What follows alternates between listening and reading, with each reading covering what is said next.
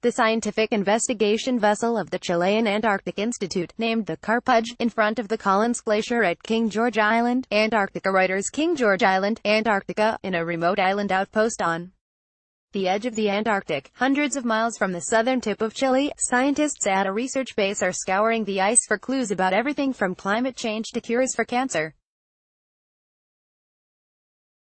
Chile's Escudero base on King George Island acts as a research hub for a frozen expanse that extends to the South Pole, with more than 300 international scientists taking turns to brave the bitter Antarctic temperatures.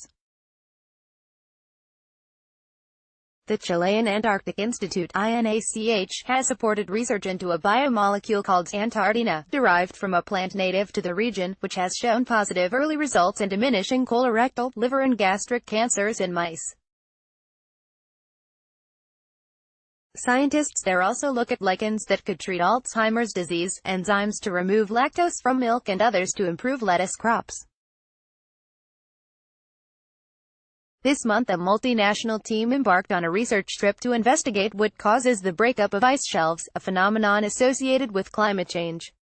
In 2017, an iceberg the size of Trinidad and Tobago broke off a shelf in Antarctica, sparking widespread alarm, fears of shipping accidents and a further rise in sea levels. There are different theories related to changes in sea temperatures eating the platforms, and another that has to do with the behavior of water and its drainage. New Zealand glaciologist Shelley McDonnell, the team leader, as she prepared to travel to one of the icebergs affected. McDonnell's team wants to be able to predict where and when ice shelves might rupture in the future. The scientists hope their research will help the mapping of the shape of the world's southernmost continent in the decades to come and allow island and coastal nations to plan for rising sea levels. There is a whole dynamic of the Antarctic ecosystem that needs to be studied quickly, like the upcoming scenarios of climate change, said INACH's director, Marcelo Lepp. Walls of ice, blocks of ice drift on the water off the coast of Collins Glacier.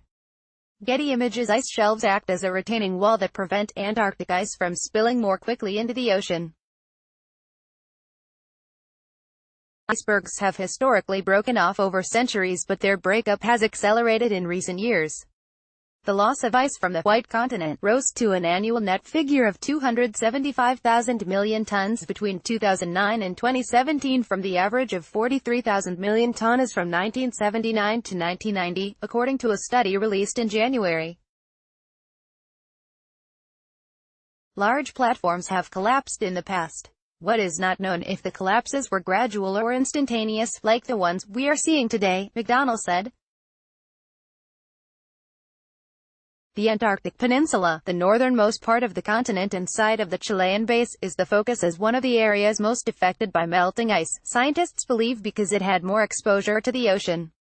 We have a long-term trend that is pointing to this process of warming and collapse of these platforms, said Chilean glaciologist Francisco Fernandoy, part of McDonnell's team. The Netherlands and several island territories are eager for the results of the study. Were the ice caps of Greenland and Antarctic to melt entirely, a 10-meter rise in sea level expected to result would inundate them, according to INACH data. Reading the ice. The Collins Glacier on King George Island. Getty Images. McDonnell and her team have embarked on a lengthy journey by plane, boat, helicopter and on skis to reach a camp on the Muller ice shelf, which itself lost a mile-long iceberg at the end of last year. They will have to brave blizzards and the sub-zero temperatures of the Antarctic summer to conduct 2 weeks of sampling before winter descends in the coming month. The team will use radar waves to take measurements of the icebergs and extract ice cores, columns that allow researchers to effectively look back in time.